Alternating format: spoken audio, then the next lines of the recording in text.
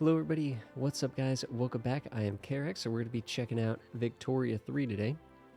And I think essentially what we're going to be doing, I'm a little hesitant to call this a tutorial, but if we don't call it a tutorial, people aren't going to come and check out the video. This is going to be for newer players. This is going to be for people that maybe think they're struggling at the game. And we're going to be sort of heavily commentated, heavily discussed gameplay, very deep sort of explanation as to why we're doing things, not just what we're doing, right? And we're going to be trying to show off and somewhat teach the process of playing Victoria 3 just more generally. We're going to be using, obviously, playing the game and using a country as an example, but I'm not going to be teaching you how to play that country. I'm going to be just teaching you just how to go through the thought process and the decision making in the game to be able to succeed in the game regardless of which country you pick. Although, of course, obviously, other countries are going to be in different environmental situations. That's why we're going to be evaluating our environmental situation and making decisions according to that. So there is, of course, if you click learn the game, you can play through sort of like a terrible, really a terrible tutorial system. Compared to what I would say the Crusader Kings 3, I think had a much stronger tutorial system because it was a little bit quicker, more concise, and a little bit more sort of complete. This feels like the tutorial in this game is just like do something. It's like, oh, okay, and then do another thing, and then you're just kind of doing a bunch of things one at a time in order, and it's all very spread out, and it just drags on and on. And I think technically to actually complete the tutorial, you have to play through the entire length of the game, which and also the AI is going to be lenient to you if you don't go in and change the settings here and stuff like that. So it's a little deceiving. It's a little deceiving, I think, to do the tutorial. We're going to just play the normal game. We're going to hit this thing over here. We're going to avoid all the military hegemony, economic dominance, whatever, all that stuff, because all that stuff doesn't give you anything. Again, it gives you like these extremely vague, generic, kind of ridiculous little goals that you can just do one at a time. And I think what we're going to do is we are going to actually play one of the countries that is recommended in the tutorial section. We're going to be playing as Chile, but again, we're just going to be building up an understanding of the core flow of the game out regardless, not confine ourselves to whatever the tutorial thinks we need to do. But again, playing around with the tutorial for a little bit can at least help you kind of with the controls and stuff if you're just struggling with the UI and the controls and stuff. I mean, the UI is just kind of incomplete as it is. So don't, if you're still struggling after the tutorial with things like that, that's because the game is just kind of fundamentally incomplete at the moment. But we're going to do our best here. And Chile is not the easiest country in the world to play. It's kind of interesting that they are recommended as a newer country. You can play as one of the Canadian states. And these essentially, or provinces, I guess, or whatever you want to call these, it's sort of all of these are sort of destined to ultimately form up and become Canada. And these are all under the oversight of Great Britain. So they're all subjects of Great Britain. But, it's sort of broken down into different bits and bobs. But yeah, I've seen a ton of people playing Canada to kick things off. One of the things that makes Canada or even Cape Colony, South Africa, and so on and so forth, or even Australia, a little bit more new player friendly is the fact that you're tied in with the British market. And that gives you some sort of stability that I think we're not going to have as Chile, because with Chile, we actually are within our own economic market. We can trade with England, but that's what it would be. It'd be explicitly using trade to interact in some ways, bring in resources from the British market, to export resources to the British market. It would require trading, which is, we have only so much trading that we can do based on our infrastructure, based on the amount of convoys and stuff, and we'll see how that works in the game. My point of the story is Chile is not the easiest country, but it is going to be a great example of a country that has to exist within its own market. Argentina, Bolivia, Peru, Brazil, they all have their own markets as well. Most countries have their own markets. In fact, it's color-coded, so any country that's sort of this reddish color, like all of British Raj and or the East India Company, I guess is what it's called at this point, and so on and so forth, and in Australia, all of these are part of the British market. You can see that Finland here is the same color as Russia. That's because Finland is a subject of Russia, but more importantly, it means that Finland's actually going to be in the Russian market, economy-wise and stuff. France, we could see, I don't know if France has. I don't think France has too many other nations in its market necessarily. But so England is kind of the big example of that. But there's some other little countries in here that sort of share a market and stuff too. But anyways, point of the story is Chile is going to have its own market. That's going to have its own sort of challenges in terms of creating stability, I would say, within the market, and being less susceptible to big swings and stuff. Anyways, let's start this up. We're basically just gonna, we can double check the game rules here. I'm just gonna keep everything on default. Apparently, achievements are available even without Iron Man. We're not gonna worry about Iron Man for the course of the learning and stuff. Plus, I think with this game, it's got so many technical issues and stuff right now. Yeah, it's just I love playing Iron Man if I'm doing CK3 or if I'm doing EU4 because I don't particularly like reloading after a bad outcome. But in this game, there's just, the game is still kind of, I think it's fair to say it's still kind of in development, more so than other releases have been in the past maybe. Although admittedly, like if we go back, 10 years, EU4's release wasn't that great either. CK3 really just was a pretty good release, I think, overall, in my opinion. So I'm just kind of comparing it to that, which I think is fair. So we're here, we're Chile. And just sort of looking at some general things, we can see that it just very quickly, we are in a sort of a positive balance here. I'm trying to say positive and balance at the same time. And in fact, a lot of our money is actually coming from minting.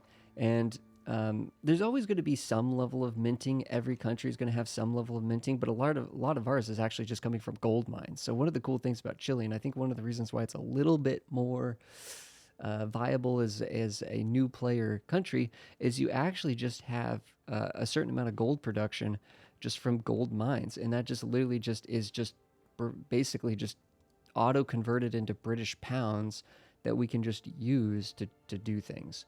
And if we actually wanted to see the kinds of buildings that we have in Chile right now, we could click on the buildings tab here, and we could just sort of organize them by the urban buildings, the rural buildings, and sort of the general development infrastructure kind of buildings and stuff, which would include the military, the naval base, and the port, and so on and so forth. So, in fact, we have a level 3 or 3 naval bases essentially within the Santiago state, and we have 1 port in Santiago, but the other 2 states that we have 3 states total, and only one of them has a port, which is okay. Our whole country can share that 1 port, but obviously we have the ability to expand our additional ports into additional states, is what I'm saying. So every coastal province can essentially have a port, and that kind of makes sense. But if we go to rural here, we can see that there's actually a level 3 gold mine, or sort of 3 out of 5. Max, we could go up to 5 on this. And I'm not sure if the game actually, in my experience, I'm not really sure if the game actually tries to simulate any kind of the kinds of inflationary issues that Spain had prior to 1836. But I guess one explanation I saw on Reddit as to why there isn't really much of a factor of inflation is that the countries by this time in history had kind of managed have sort of learned from the past or whatever, and were better about managing the gold production and stuff, I guess, or something. Again, I'll be honest, I'm not sure exactly, the full history with some of the Spanish empire and its issues with inflation and stuff going back in time. But so we have some livestock ranches, we have some wheat, and we could just really, breaking this down just shows you if it's in the same state or if it's in a couple different states. This happens to be some livestock industries in a couple of our states here, so on and so forth. Some tobacco plantations, some logging, and we can see that right now, we haven't unpaused the game yet, so these might recalculate when we unpause the game. But right now, things are looking positive, right? The productivity of these buildings, we could just take a quick glimpse there, and they're looking fine. They're looking fine. We have some tools, so on and so forth. This doesn't. All I really wanted to look here is like, what the heck? We're making so much from gold, and we have level 3 gold mine. That's really all we're kind of saying there.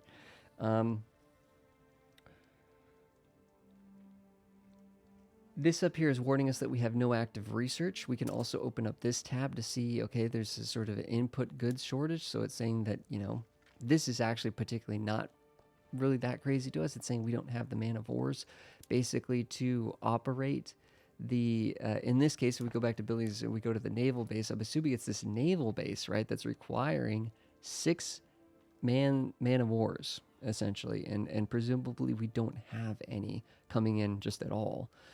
So this building is costing basically just costing us a lot, and maybe not even giving us the same benefit as we'd expect. But the thing is, it's a naval base, and we don't necessarily. I mean, it depends. I mean, are we going to be using this navy anytime soon? Do we really care that much about that? Whoops, clicked on the research thing. So we can kind of go through here and get a sense. Unused construction production. So this is telling us that, hey, we have some 0 to 5 of our construction over here. This is where it's shown here. We're not building anything. So this is just saying, hey, we have 5 construction points that we could be using to build something. And your first 5 is free. That's critical. That's critical as Chile. So we can build something essentially, quote, quote, for free. Just use it, we can direct building, which I guess is basically, us directing building of private enterprise, essentially just investing their money into it, and we're just sort of guiding them a little bit into building something. We can do additional, we could build up our own. There is something called the construction sector. We can build this up ourselves and actually have sort of government wages, and pay government wages for construction, and have our own sort of government construction sector. So we can do that to have more than just 5 construction points, because eventually, if our economy is really humming, we're going to want quite a bit more than 5 construction points. But for now, these 5 are effectively free, which is important because we'll have to evaluate whether we can even afford, sort of additional construction sectors or not. But we'll definitely be using the 5 free ones for a little bit. Expensive military goods, yeah. We're again the man of war. We don't have any man of wars, so the price of them is basically as max as it can be. That makes sense. There's no supply of those within the Chilean market, right? That's what we're talking about here, within the Chilean market specifically. Trade route imported grain from the British needs additional convoys to increase its level. So this is saying that we're importing grain right now from the British market, and we don't have enough convoys to actually get as much grain as it would like. It would like more grain. So this is actually telling me that there's a chance that we might be running a deficit just on food, right? We might not have enough food for our people. Because one of the big things we're trying to do in this game is actually satisfy our population, right? We have people that live in these states, and they have a certain standard of living based on whether or not their needs are being met. Now, we have to unpause the game for this to get calculated. But we have 1 million people. Most of these people are going to be in the lower strata. These are going to be peasants and unemployed people and so on and so forth. And they're going to be barely getting by. In fact, they'll be doing a lot of subsistence farming to try to just sort of sustain themselves. But that's not really, that subsistence farming doesn't really generate a lot of taxes, and it doesn't generate a lot of economic output because it's not taking advantage of any kind of economies of scale and any kinds of advanced technologies, or, you know what I mean? Like, building a factory and having everybody go work at the factory is a lot more efficient than everybody individually trying to make chairs in their living room. You know what I mean? It makes sense. But so that subsistence farming and sort of subsistence industry, we want to minimize by having more specialized, more concentrated industry actually built up. And that's going to pay people better sort of wages and have better outputs and so on and so forth, and give people higher standards of living overall. So, but one of the things is grain. If grain is in short supply, then the price of grain will go up, and then people will struggle to be able to buy grain, especially if they're living off of subsistence farming wages and such, right? Or the amount of money that they can essentially get for making some clothing or making some for pieces of furniture, going to the urban areas and trying to sell them in little like market stands and stuff. You know what I mean? That's what we're talking about here. Or we're talking about people literally just growing their own food and trying to survive off that, making their own furniture and trying to survive off that. Of a certain amount of GDP, and you can see our GDP. I always like to kind of look at the ratio between the GDP and the population. We have sort of literally more people than GDP right now, right? So we have less than 1 pound GDP per capita. That's not good. That's not good. That's actually kind of a common. If we click on other countries here, we can see that Bolivia is kind of in a similar situation, sort of less GDP than population, quote, quote, if you want to look at it that ratio there. Argentina doing a little better there. I just like to look at that. That's not the end all be all, because you don't know how that GDP, you don't know who that GDP is benefiting, right? Because most of this GDP is obviously benefiting the upper strata, whereas most of the lower strata is not even really participating in that at all, necessarily. So it's not even just that, like, it's not a one-to-one. I'm just saying, just looking at that, we know that we have room to grow our GDP significantly. We have the population to put that we could put these people to work, and we could grow this GDP significantly. One of the things we're going to do really quickly is I'm just going to show you guys that there's this outliner here at the very bottom here, and we're just going to set this and basically forget about it. I'm just going to add the interest groups. I'm going to add the and I'm going to add the states, and we can add the colony too. We don't need to add the colony. So Chile actually starts off this state right here, as it's kind of highlighted here, comes all the way down here. This state, I guess this is Patagonia over here, isn't it? Araucania. I don't know if I'm saying this correctly. I apologize, guys. But essentially, we are actively sort of colonizing. We have an actual colony sort of forming over here. 209 days, this little itsy bitsy little chunk will be completed, and over the course of years and years and years, we will slowly gather all of this up at the rate that we're going, and based on what we're working on. Argentina's probably working on something as well over here, and then eventually we'll start working in sort of the Patagonia area as well, and then there's going to be this little piece down here. So we're just going to be sort of continually working down here, trying to do that to essentially get modern Chile's borders, right? So that's already going. That's part of just Chile's starting setup, and we could technically adjust that, and we could start working over here instead or whatever, but I think it makes sense just to let that keep going. We could try to actually increase the rate at which we can colonize here, right? We could see that we're getting 20% from the ruler trait and this and that and whatever. We could read some stuff about this. We could try to enhance some of the effectiveness of this colony through technology and so on and so forth and whatnot. So, but it's just worth noting that there's that colony going on. So we really only have 2 states, and then this one's kind of like what's called an unincorporated state, and we can't incorporate this while the colony is still growing. So once the state is completely finished growing and the colony is no longer operating here, then we can actually incorporate this into our country, into a proper incorporated state. In the meantime, though, there is 55,000 people living here, and to some degree, they would still prefer to have some jobs and things like that as well. So we could still build some industry in here, even though this is a colony that's slowly developing. We'll get more taxes. In fact, we actually can't even, as an unincorporated state, we actually can't really, as a government, we can't really get much benefit. It's pretty autonomous. So we can't really get much benefit from what's going on here, except for just that general industry and contribution to industry can just help the overall economy as a whole anyways. So we might still build some stuff down there. There might even be resources that are exclusive to this region that we might have to build some stuff there, potentially. But most of our population, you can see just like over here in the outliner, tells us most of it's in the capital of Santiago, and then some of it in Los Rios. And so on and so forth. And we can see that these areas have good enough infrastructure to build some additional things.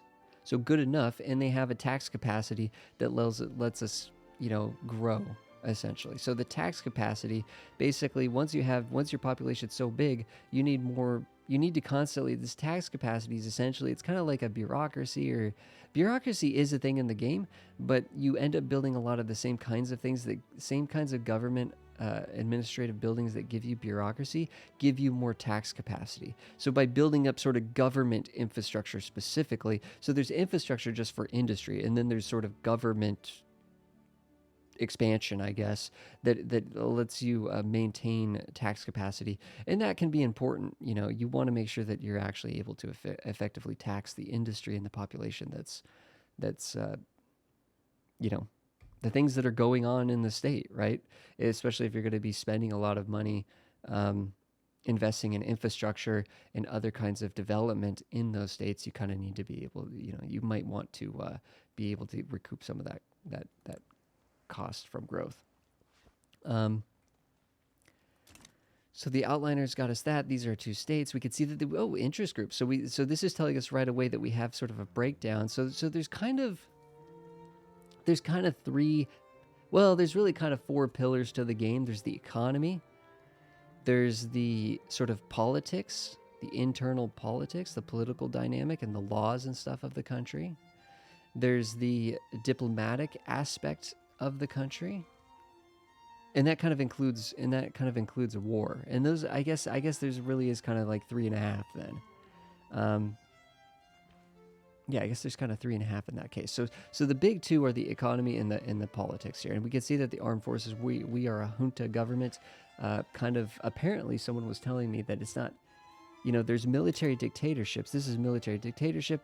We instead are sort of classified as a junta, ruled by the military. So apparently, the junta is a little bit more of it has a respectable veneer over it. But as we, if you've heard of the juntas, yeah, basically military dictatorship except in name, right? Like it has a fancy name essentially.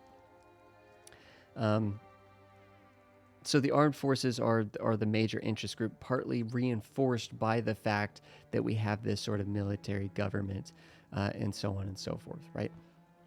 So we have the petit bourgeois, sort of the small business owners. We have the intelligentsia. The Catholic Church has a large sort of influence in things here, and then less but still influential, the landowners, the industrialists, and the rural folk, even at the bottom end of the sort of interest groups that are not marginalized. And then down here, it's 1836 and we're in Chile. There's not really any kind of presence of any kind of trade union. That we don't have any kind of we haven't industrialized, right? Like, so the environment in which we think of when we think of the trade union sort of gaining influence and gaining power, we haven't created that scenario where they even could sort of materialize in this sort of, barely independent colonial state, military dictatorship anyway. So it makes sense the trade unions are down here. And then as we build up our industry, we might see that interest rise, and so on and so forth. So this is the dynamic at the moment. And some of these powers are actually as powerful as they are because of sort of the laws that are enacted. So the laws that we've had enacted, if we go to our politics screen here, we can see that actually the only one in government right now is the armed forces, but we can actually choose to reform the government, and we can add in other factions. And depending on how many, if we add too many factions, it lowers legitimacy because the size of government gets too bloated. That is a factor of the type of government we have. We could actually check on what kind of government we have in terms of the distribution of power. We have an oligarchy.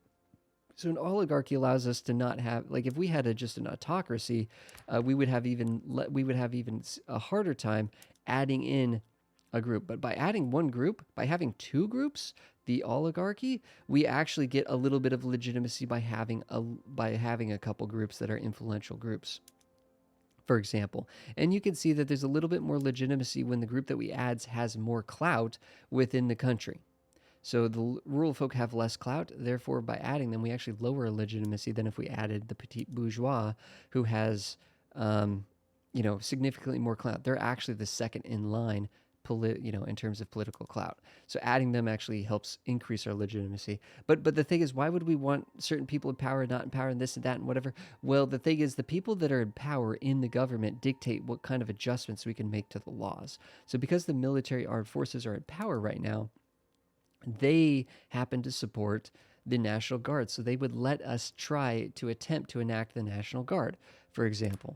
They, in fact, would actually support autocracy.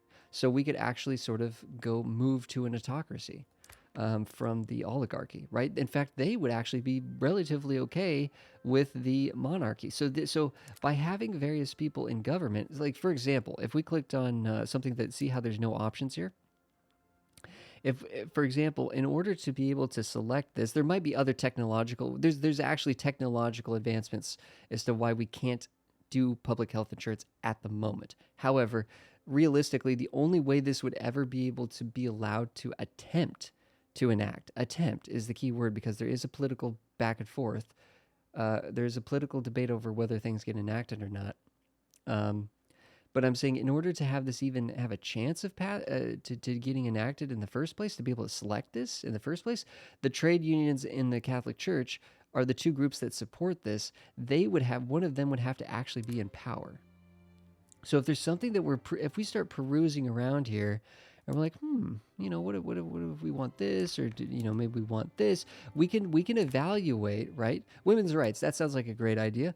What do we need for this, right? Well, we need to research feminism, And it turns out we would have to have the intelligentsia or the trade unions would have to be in government because they're the two kinds of groups that would likely support this in the first place to be able to raise it, right? If these groups are not in government, then they can't raise the debate on it, right? They can't suggest it be enacted, right? So having the makeup of your government determines what kind of laws can even be attempted. And then obviously technology allows for certain laws to be unlocked in the first place. The interest groups and governments determine whether they can even be attempted. And then depending on the clout and the power of those interest groups and so on and so forth would result in the likelihood that those things and the balance of power would result in how easy it is to enact those things once you can even attempt it. So there's kind of a multi-layered system. It's not that confusing because it all kind of makes sense. The armed forces, they want to keep pushing laws that are good for their group. If we wanted to add the intelligentsia into here, we'd lose a little bit of legitimacy. That might create a few radicals, but it's the beginning of the game, so it will make us adjust this. I'm actually going to do this. They're fairly influential, the intelligentsia, and that might immediately open up some additional things, like we could actually start moving down from legal guardianship, where essentially women are basically property.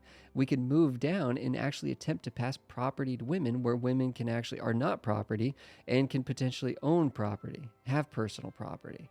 So themselves. So we can start, and then women in the workplace. You can kind of take these one step at a time, or you could try to just zoom up. And again, this doesn't even mean we have to progress down this. It's not like, oh man, we're at level 0, we got to go to level 1, level 2, level 3. No, these things could ebb and flow depending on how you want to play the game, right? Right now we're at censorship. Maybe we want to outlaw dissent. We can go up. We don't have to go down. But things are kind of, and some things that might seem like the good is down and the bad is up. It's, but some of these things are less, whatever. It's more just different choices. It's not really like one thing evolves into the other. We have interventionism. So the government can intervene in subsidizing businesses and trying to steer economic growth, basically has some influence over the economic sector, but not, obviously, it's not a command economy like down here. Where in a command economy, it would have, thematically almost complete control or even more control, just more control, I would say, than the interventionism.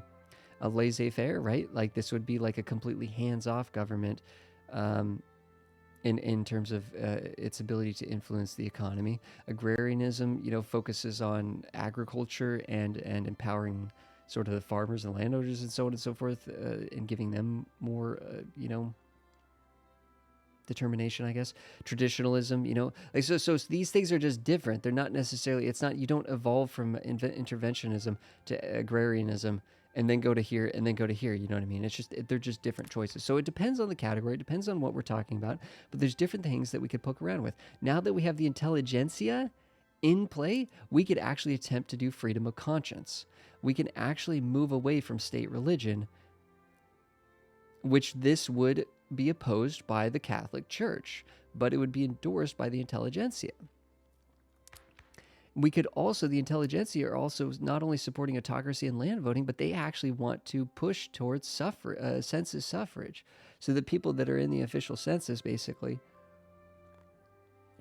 whether they have a residency or an address or something like that, they're allowed to vote. Literate men of particular status is given a vote, right? Whereas universal suffrage, every adult man is given an equal vote. And you're like, what about man? What do you mean man? Well, that's because, again, right, to allow women to vote, it's a whole different sort of branch. So you enact universal suffrage, then you enact women's suffrage, and then everybody's allowed to vote. Kind of a multi-pronged thing going on there. You know what the heck? We're just kind of talking this through and just thinking about things.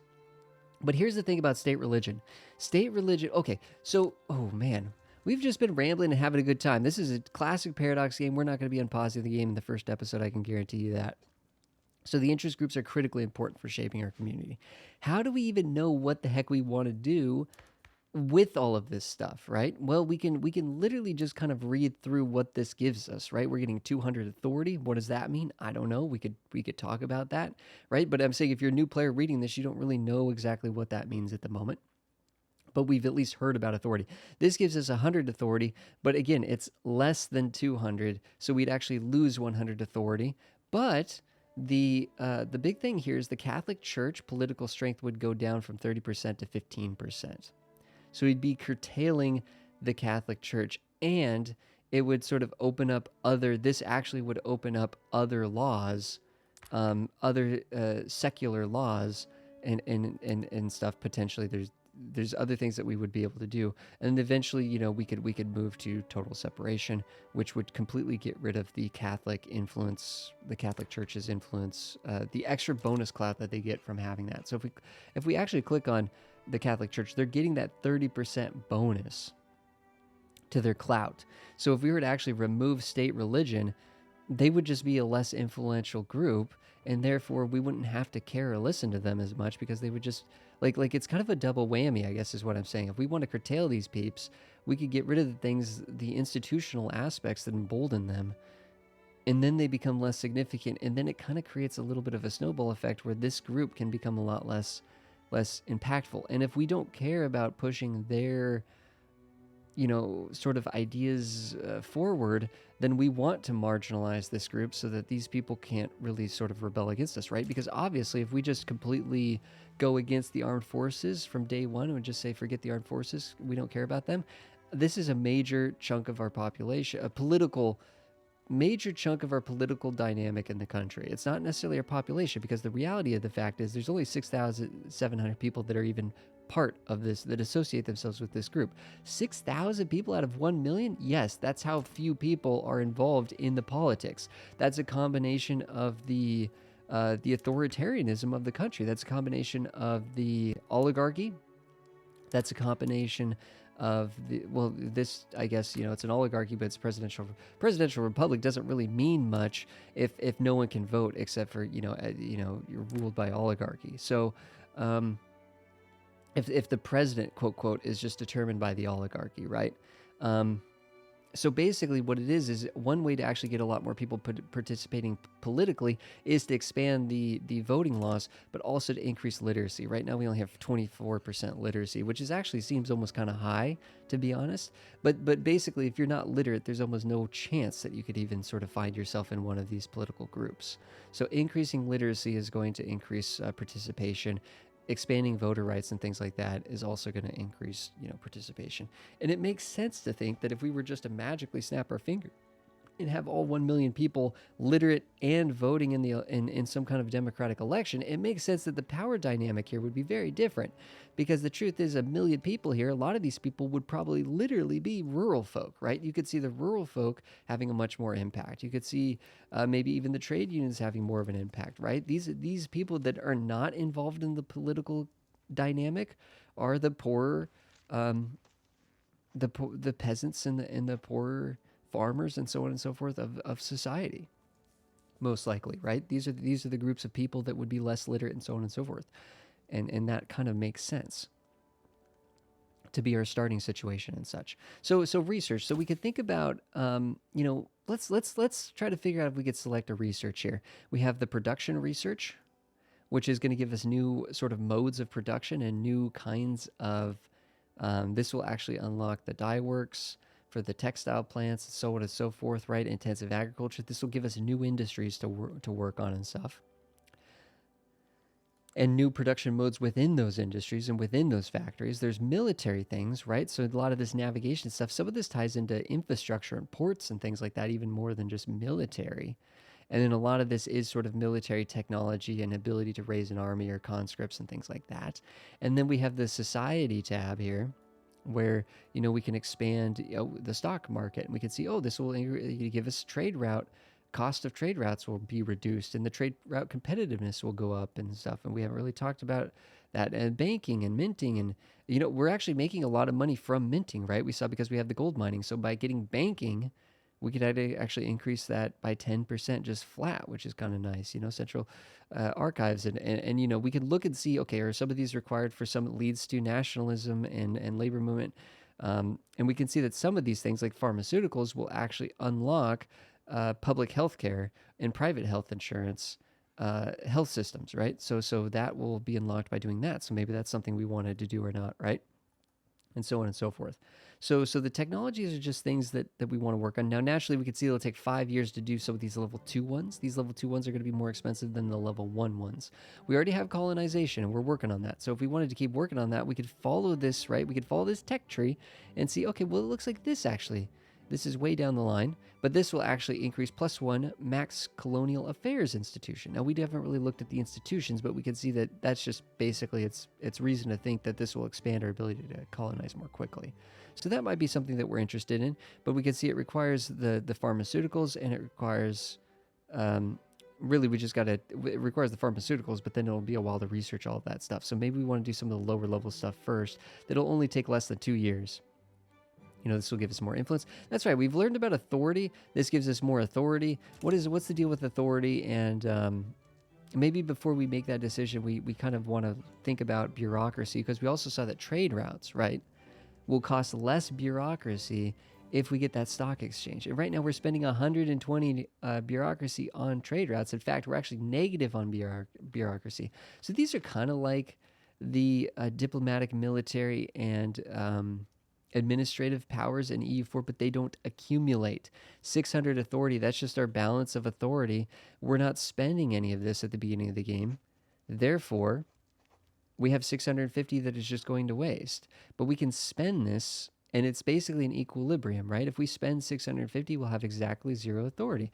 Right now, having this extra authority is giving us an enactment time bonus. That's when we're trying to pass laws. However, we're going to want to use some of this authority to, impose some will and direction over things here at the beginning. So and then influence is how we do diplomatic actions. So diplomatic actions are with the influence, the authorities within the country, right? Exhibiting authority over our country, over our states, within our economy and stuff, or within our politics, really, in large part. Bureaucracy helps us with trade routes. It helps us collect taxes, and it helps us perform the colonial affairs, basically maintain institutions. So within the politics and government tabs, we go to institutions. We could see the only institution we have is colonialism, colonial affairs. So we're maintaining this, and we could see that getting that next technology will get us the next level, and that'll cost us more bureaucracy. Now, there are other, as you can imagine, so the institution system is one way to organize government institutions. It kind of makes sense, right? But we don't have a public healthcare institution. We don't have a school institution. We don't have a social security institution, right? So as we get these additional institutions, those things will pile up here, right? So as we get through technology and through laws, as we get more institutions, we'll get more things here, and we'll be able to adjust their levels in order to get more or less benefits at the cost of bureaucracy, right? So right now we're actually running a little bit of a bureaucracy deficit, and that's actually attributing to 15% tax waste. So that's money that we could have otherwise. What is going on with that exactly? Well, we just need more bureaucracy. It looks like trade routes is a factor there. So if we had positive bureaucracy, that would be that we wouldn't be losing that, we wouldn't be getting that tax penalty. So we can have negative authority, we can have negative bureaucracy, we can have negative influence, and then we just take up cost for that. Now, you can't spend authority and you can't spend these when you have, if it would push you into the negative, but you can decay into the negative on occasion, especially with bureaucracy. You can just fall into the negatives. But like right now that we only have 25, I can't set up a new trade route because it's like, hey, you're already at negative bureaucracy. You can't set up another trade route. You got to fix your bureaucracy first. So we're at negative, but so we have to recover that before we can do more things like trade routes. In fact, we haven't even talked about the economy, but I want to quickly, guys, this is going to be a slow and steady process. This is a typical grand strategy paradox game. There's a lot going on. We've kind of just been rambling a little bit, but I think we've at least built up some understanding. Please join me for the second episode, guys. We're just gonna keep going in the second episode. We're gonna sort of discuss how we actually use these currencies, which is a big part of how you play the game, and then we're gonna sort of see how that ties into the economy and start looking at the economy in episode 2. and start to and really what we're doing right now is we're trying to compile the information of our system. We're trying to look at how everything's intertwined, and we're trying to look at our situation as Chile such that we can actually make decisions. We don't know what laws to pass right now. We don't know what we want to do here because we don't have the context to understand, do we want freedom of conscience, right? Like how would we determine that? Like maybe we need this authority, right? So we need to go through and figure out what authority is good for it. So it's a little bit of a daisy chain. Right now we're trying to follow the daisy chain just to get contextual understanding to then be able to ultimately start clicking some buttons and then pausing the game and making some decisions, right? But next episode, we'll start clicking some things and we'll start setting some things up and start playing the game probably. Maybe in episode 3, we'll actually start like letting the game unpause because right now we are paused. But thanks everybody for being here. I will see you guys in the next episode, guys. There's a playlist link down below to find that. And then obviously, hopefully YouTube is being smart and recommending things in the proper order. But playlist link will get you there either which way. Guys, thanks for being here. I'll see you guys in the next episode.